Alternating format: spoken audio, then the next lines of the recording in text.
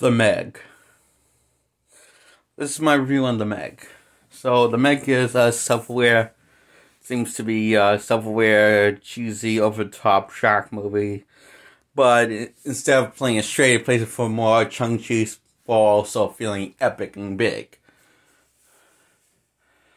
And it pulls off these things well. I mean, it does have horror elements, but it's mostly self-aware of, like, how absurd the premise is. Like, you know, it's a prehistoric shark from prehistoric time, now in modern time.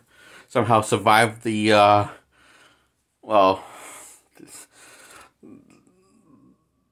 everything and survived this long somehow. And, the shark is called Megalodon. What could, like, well, and also, like, the guy from the first three Transport movies, not the fourth one, because the fourth one used a different guy, and there's reason why, the fourth one kind of sucks is because they use a different guy, and, because the original guy I think his name was Jason Stratham, or, I believe, or Jason something, Jason Spader or Stratham, I think.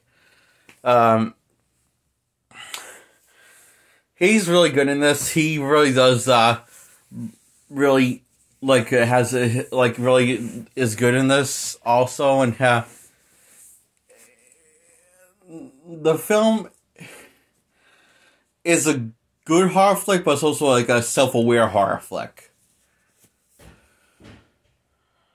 Like, instead of playing it straight, it's played more for tongue-in-cheek, and more than tongue-in-cheek than straight, you know? This is how the tone shifts is, you know? Like, it's just often shifts to, but it balances, there's a good balance on how it's done, you know? It's like, it's not annoying, like, but this can come across as annoying sometimes, you know? If those who watch a bunch of horror movies, you would know what I'm exactly talking about. The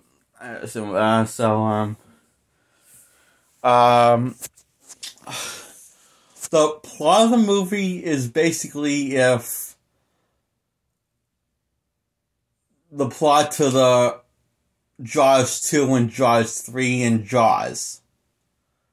It's basically the plot of the first three Jaws film.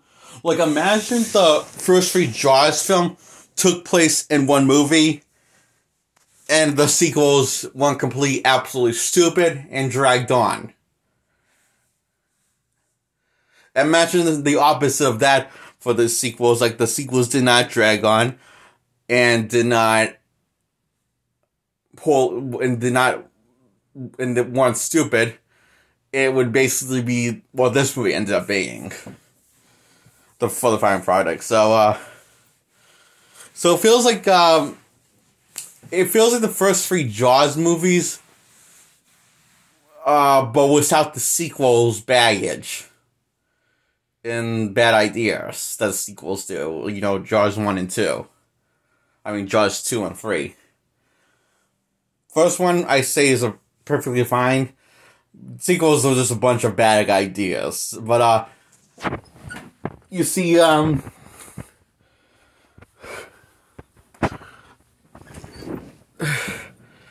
location to this movie takes place in, at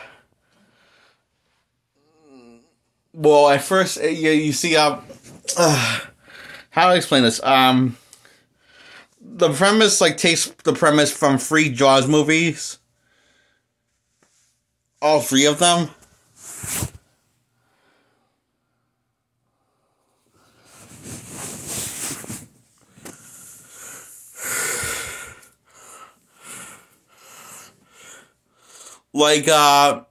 The third one was underwater. Well, a good chunk of it takes place underwater. In a little, place where humans safely breathe under.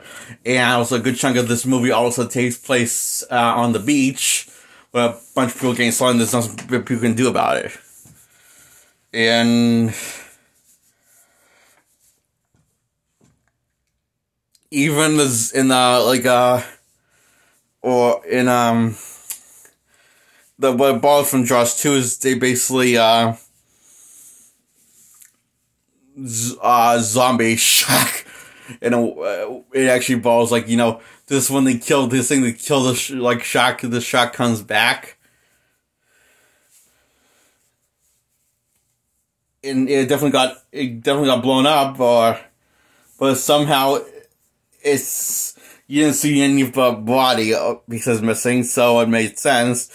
And or after got getting harpooned, and then blown up, and somehow they blew up the wrong shark. So this right type of shark, this is the wrong shark that was after everyone. So it turns out there was more than one Meg. So it kind of borrows that also premise, the idea of mistaking one shark for another shark in the third act. That's actually also the premise of the first Jaws movie. One of the storylines from the first Jaws movie is that. It's like, in the third act it happens. So, when I say that this takes inspiration from the stories from all the inspiration from the first three Jaws movies that came out, I mean that as very specifically and as possible, and literally as possible as I can be, but it does it while being kind of self-aware. Self-aware about, you know, not taking this from like really seriously, because if it did, it would be absolute cringe. And yeah. So, and also the main characters, the main actor, also the main character, it does a really good job actually getting into this movie, and it's whole thing is just kind of amazing. I really love this movie. I love how much fun it was. So, does the movie make a whole lot of sense? So.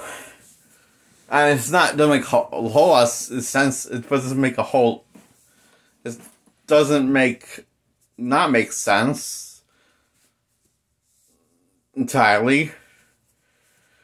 I mean, but it's mostly one of those movies that's meant for, it feels like it was meant for, meant to just entertain the crowd, and, you know, I'll allow it, okay? So that's why I allow giving it a 10 out of 10 for that reason. Because I enjoyed it, it was a really fun movie experience to watch, so I definitely say you should go check it out and watch it. Definitely watch your time, and I'm just glad we got a shark movie that's not Jaws and doesn't suck.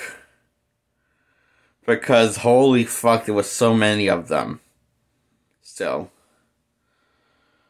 So many unwatchable ones, but I'm just glad that might make us, that the plan on making, I hear they're making want to make a sequel to this. And, you know what, I say this deserves a sequel, considering, you know, it seems like, you know, it doesn't sequel back, but it seems like it's one of those things that doesn't sequel back, but you can see idea for a sequel for being good and go bigger, louder, and dumber than the first time.